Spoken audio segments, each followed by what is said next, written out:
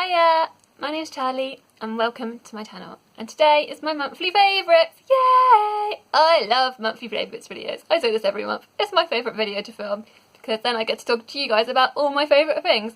What better could you get than that? I'm going to dive right in. Alright, what we're going to go for, I've got everything behind me. We're going to start with my favourite lip balm I've had this month. This is the almond, can you see it? I don't know what brand it is, Robert. 17.49. I don't know if that's going to be washed out.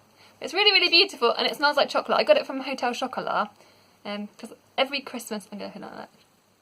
You know, a little bit too bad. It smells so nice. Every Christmas I get my sisters and my mum match it, me and my sisters and my mum matching gifts, and just because it's nice to have something that matches.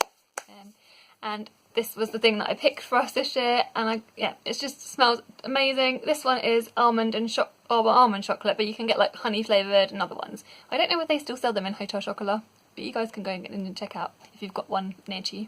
But this is amazing. It's so nourishing, so wonderful, brilliant. That's my first favourite. I'll have to put that to this side. Right, my next favourite is going to be a candle scent. We burn candles all the time. We're a very candle loving family. As I told you, it helps with my anxiety. Plus, you can't really beat a good candle. And this one, my husband picked this up at Christmas time because we were getting Christmas candles, because that's my favourite time of year to get candles, as I'm sure it is for most of you. And this candle was in the shop, and this was my husband's pick, like I said. And it's vanilla lime, which to me that would not sound appealing. I would be thinking, oh, that smells so disgusting. But no, when you burn it, especially, oh my life, it smells so amazing. It just smells so brilliant. I'll put the notes across the screen because, you know, even though it's probably just quite simple vanilla lime, but it's something about it just really works, and the scent this kicks up is just, oh my gosh, you guys need to go and smell this in the shop. Sorry, the Yankee Candle glare. I'm sorry about the glare. But yeah, it's amazing. It smells brilliant. We've already burnt that much of it, which actually a lot of our Christmas candles are now down to here, which is why we're obviously burning that one more. Need to go and get some more. Always need more candles. Everything's behind me. Right, next one's is my family favourites that I'm doing now. So I think I'll start with my first family favourite, which is I always have like a board game favourite mostly. You guys know, because we love board games in my family. And this is the one we've been playing non-stop this month. And it's called Payday. This, my father-in-law gave this to us because he picked it up in a charity shop second-hand. But there are other more different, like, similar versions available online. I've checked, so I might link. I'll link below some of those versions, but even though I can't recommend them 100% because I haven't played them, like I said. But this one is amazing, and it just is so much fun. I'll show you. I've got it down below. Down a shot, sorry. Basically, you just go around, and it's the person with the most money at the end wins, and it encourages the kids about money and stuff. And so you start on the start, and then you roll around. You get these deal cards, and sometimes they're good and sometimes they're bad. And yeah, and it's sort of like you have little squares like collect money for your birthday. Lottery. This one we always, every time we roll on this one, we go lottery. We all shout out. It's brilliant. It's a very simple, easy game. Really, really fun for the family. And we've been enjoying it a lot. And like I said, teaches them about money. That's not a bad thing, is it? So that's that one. Another family favourite, I'll talk about my things, because me and my daughter. So this is one that me and my daughter have been doing together a lot recently. It started off, so it's like a Where's Wally kind of situation, where you have to go and hunt things, but this one has lists of stuff. So I will give you an example. I will open up a page. Should I open up a page of one we've done? Yes, no, that's fine. So as you can see, you've got things to hunt, and we tick them because, well, it's only going to be us doing it and we don't really mind.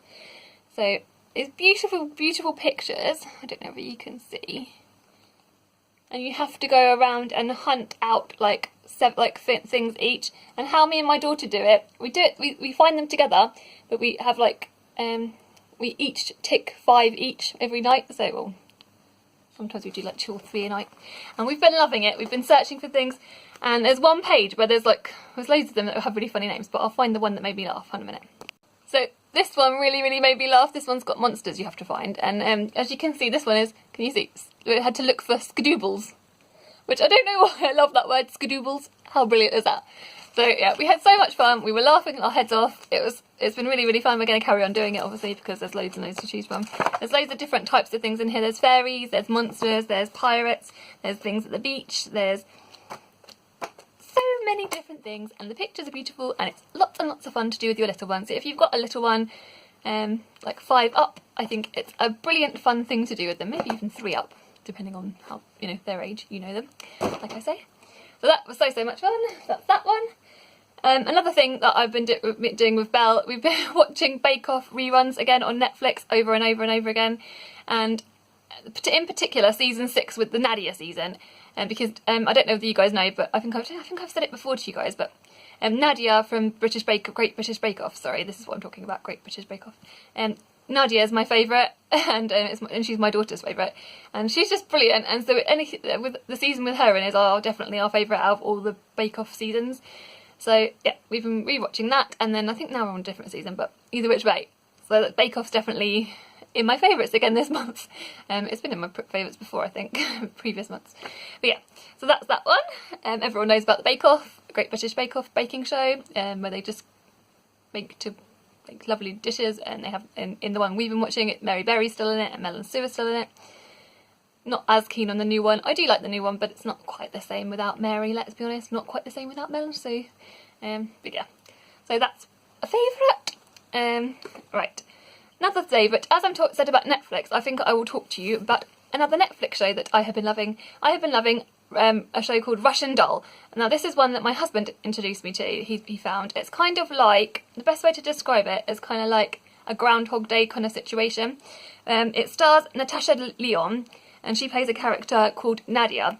And basically it's Nadia's birthday party. It starts with Nadia's birthday party. It's kind of, she's in a loop stuck at her birthday party, because at the end of each night/day, she gets killed, she dies somehow, and she always gets brought back to the beginning. And it's, yeah, so she's stuck in this loop, and it's kind of like how she has to try and she deals with that. It's so funny. Oh my gosh, it's so funny, so witty. I think the first couple of episodes kind of took me a little while to get into, maybe because I was feeling a bit sleepy, being honest, because it was a Netflix show I was watching with my husband in the evening, and I wasn't quite like awake, and I was tired. But then after the first couple of episodes, I was hooked, and it's so good. You guys have to watch it. I'll put it across the screen here, the picture of it. But yeah, oh my gosh, so good. Watch Russian Doll, so good. I'm going to talk to you about my bookish favourite, which is first bookish favourite, which is Noughts and Crosses. Now this is kind of like a dystopic book set in like the future kind of thing, or I don't know when, but it's set in a time where it's basically there's a darker skinned ruling class called the Crosses, and the Noughts are like the fair skinned, like the lighter skinned, and they're like called the colourless, I think that's what they call them. And basically it's basically a romance though, so even though it's like set with those themes of like to do with like race, and there's so many themes in it, race, police brutality even, there's terrorism discussed in it. It's basically at the heart of it, it's a romance, and it's kind of like almost like a Romeo and Juliet situation where they're kind of like star-crossed and they're kind of not meant to be together, and kind of thing. And it's really so gripping, so good. Oh my gosh, it's such a page turner. There were so many things in this book that I adored. There were so many extra characters in this book that I really loved. In particular, like Callum's got a sister who's kind of really messed up, and her backstory, her story is just really, I was like, oh gosh, I'm so moved by it, as well as all the other things going on. And it's just so wonderful. It's written by Malorie Blackman, I forgot to say that.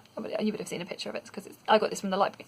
And yeah, just definitely check it out. 100%. It's just so brilliant. Yeah, it's just so good, and I just couldn't put it down. So 100% that one. And then the second book I want to show you is Book Club. I got this for Valentine's Day from my husband by Debbie Tung. This is going to be one I'll probably talk about all year. It's just a simple graphic novel, like comic strip kind of situation, washed out, about a girl who just loves books, and it's really sweet, and it's just really wonderful, and 100% I recommend it. I literally sat and read this in like half an hour. It doesn't take hardly any time to get through, and it's just so wonderful, and yeah, really good. This one, Native Son, this is a heavier read. This is a darker read. This is such a much more intense read.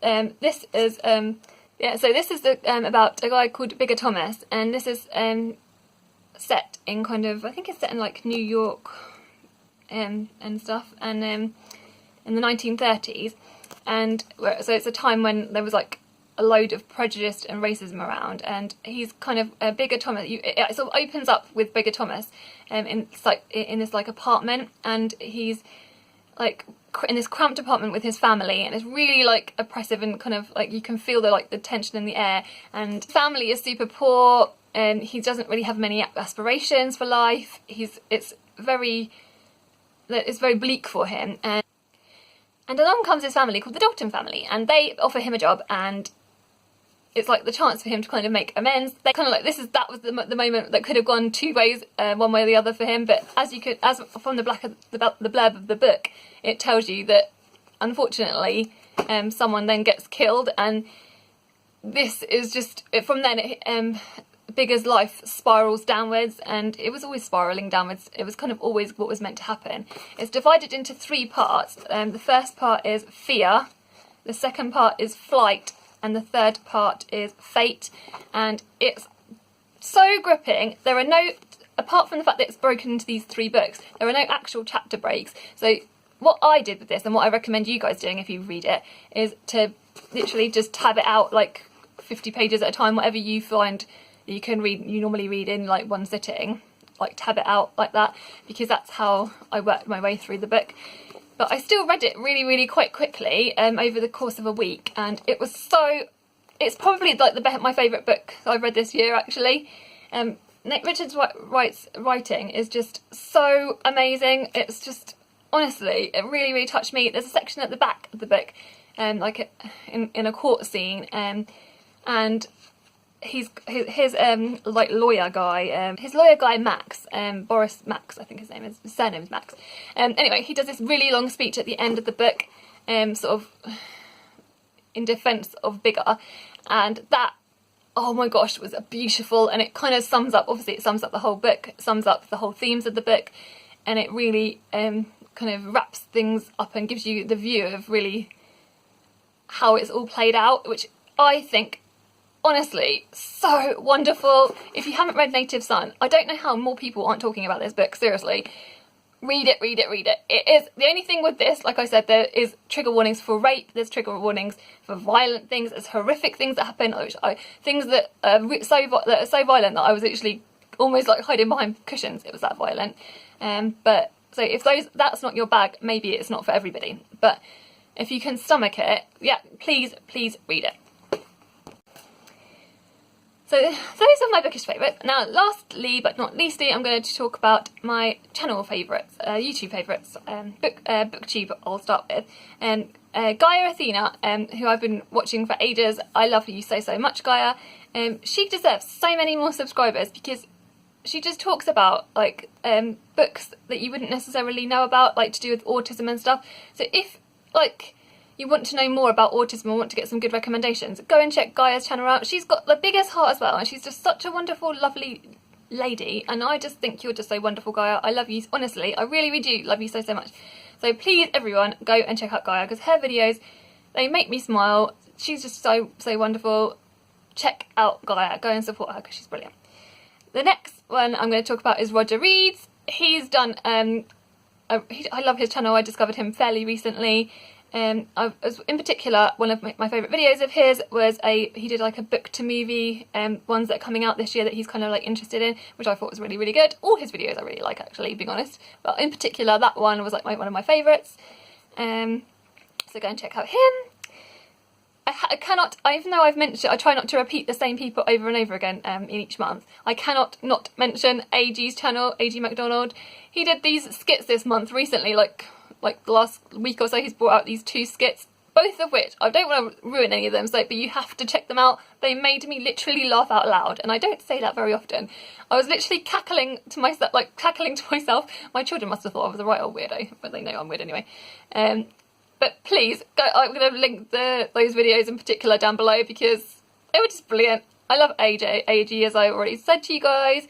So yeah, I'm going to put those videos as my favourites because they are my favourites. So yeah. Last but not leastly, I'm going to talk about Georgia Marie. She's got this like crime channel where she talks about mystery disappearances. I feel like I may have mentioned her in a previous favourites. If I have, I'm sorry.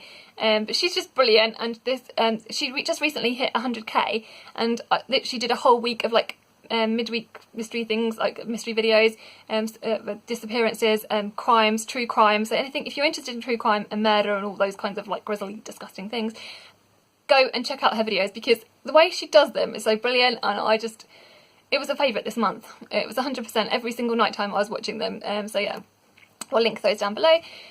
That's my favourites. I always try and make these videos so much shorter, but they just go on and on. I'm so sorry. Anyway, I hope you guys are well and that you have had a good month. Let me know what your favourites have been. Take care, you guys. Bye.